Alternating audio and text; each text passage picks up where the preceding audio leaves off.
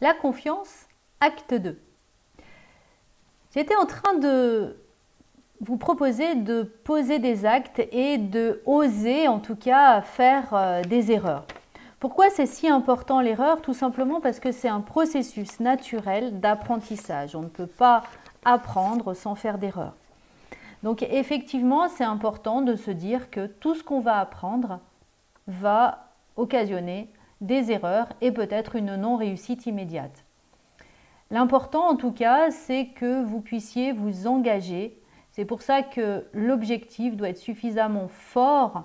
Peut-être sur une échelle de 0 à 10, vous devez avoir au moins un objectif de 8 sur 10 pour pouvoir vous engager pleinement et complètement. Sinon, vous risquez de vous épuiser un petit peu sur le trajet. Donc, on verra comment rendre un objectif un peu plus fort. L'engagement va être très important parce qu'il va demander de la volonté et il va vous demander de faire des efforts. Et il va falloir réellement commencer à s'enrichir. Quand on parle d'observer les choses qui sont positives, c'est remarquer quelle capacité m'a permis de réussir ce que je viens de faire aujourd'hui. Et quelles sont mes facilités, en quoi j'ai de la joie quand je suis en train de faire quelque chose. Souvent, on va essayer de combler nos lacunes, on va essayer de réparer ce qu'on ne sait pas faire, on va essayer de porter toute notre attention vers les choses qui ne sont pas réussies et on oublie de valoriser le positif. Donc moi, je vous invite plutôt à enrichir, au contraire, à regarder tout ce que vous êtes en train de faire, qui sont faciles pour vous, que vous prenez de la joie pour le faire. Et ça va vous déterminer vos capacités. Et plus vous allez augmenter vos capacités, plus vous allez continuer à faire et à faire et à faire toutes ces choses que vous savez bien faire, alors vous allez devenir des experts dans cette matière.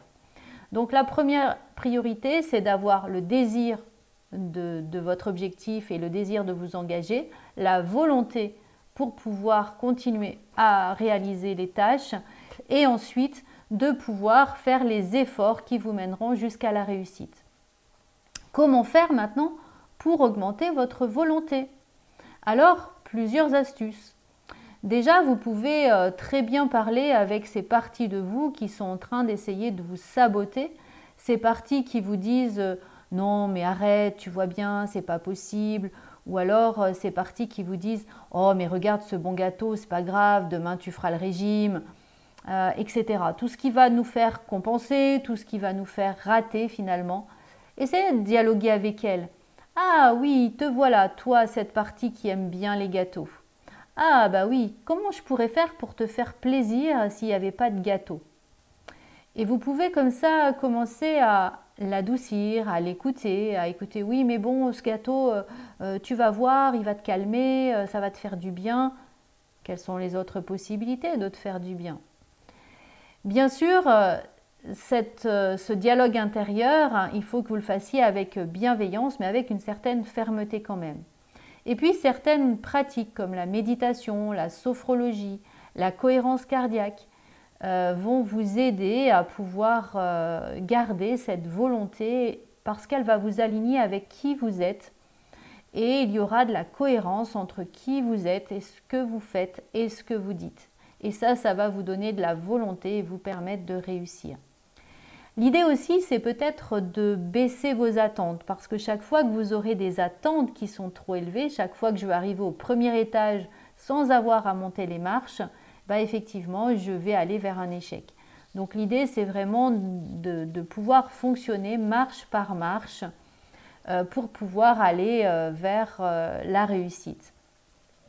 Plus vous allez donner du sens à ce que vous faites et plus ce sera agréable. Souvent, moi je vais voir les étudiants qui me disent non mais de toute façon c'est nul, ça sert à rien, moi je ne comprends pas à quoi ça sert. Ok, mais votre diplôme, effectivement dans un diplôme il y a une grande partie de choses qui nous servent à rien comme ça de façon objective.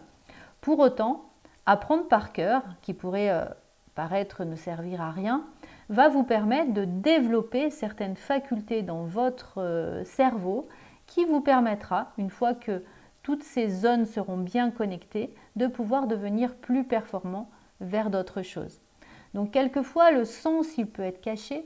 Et pour pouvoir donner du sens à vos apprentissages, il faut aller un peu plus loin, c'est-à-dire en voir les bienfaits. Qu'est-ce qui va se passer si je réussis?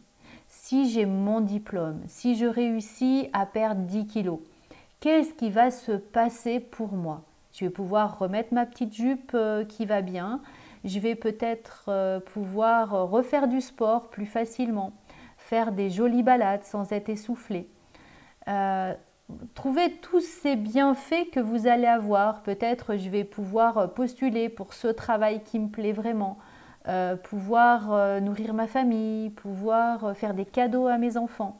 Voilà, tout ce qui va donner du sens pour vous va augmenter votre volonté. Et puis, ça va être beaucoup plus positif que de regarder les effets négatifs. Bon, bah, si je ne le fais pas, effectivement, bah, je vais rester dans mon canapé, je ne vais pas faire de sport. Bon, allez, du coup, bah, ce gâteau, autant que je le mange, parce que de toute façon, je ne vais pas y arriver. Vous voyez la différence au niveau de la volonté. Et puis, vous pouvez aussi vous donner des défis. Par exemple, pour éviter de rentrer dans la procrastination, vous pouvez tout simplement vous dire « Ok, bah, aujourd'hui, je n'ai pas envie, mais je vais me faire le défi de travailler au moins 10 minutes sur cette révision, sur ce devoir, sur ce projet. Je vais me donner 10 minutes sans cigarette, je vais me donner 10 minutes sans manger de gâteau. Je vais tenir 10 minutes. » Et puis au bout de 10 minutes, refaites un autre défi. Allez, encore 10 minutes. Je refais le défi de mes 10 minutes. Et de 10 minutes en 10 minutes, vous aurez peut-être eu suffisamment de volonté pour pouvoir tenir 1 heure, 2 heures, 3 heures, 4 heures. Et pourquoi pas, toute une vie. Et bien sûr, je ne saurais vous le redire, mais reconnaissez toutes vos réussites. Si ce n'est pas parfait, tant mieux. Bill Gates disait que l'erreur, c'est un diplôme. Imaginez tous les diplômes que vous pouvez avoir dans le fait de pouvoir vous tromper. Ne pensez pas que tous les chercheurs ont réussi du premier coup. C'est des millions de fois d'erreurs pour pouvoir trouver la réussite. Et c'est grâce à ça que vous allez pouvoir vous aligner aussi avec qui je suis, qu'est-ce que j'aime, qu'est-ce que je fais et qu'est-ce que je choisis. Voilà ces quelques astuces pour augmenter votre confiance en vous et votre volonté. J'espère que cette vidéo vous aura plu, vous aura donné plein de nouvelles possibilités. Alors n'hésitez pas à les mettre en commentaire. Et si cette vidéo vous a plu, vous pouvez également la partager, la liker. Et je vous remercie de votre soutien. Belle journée!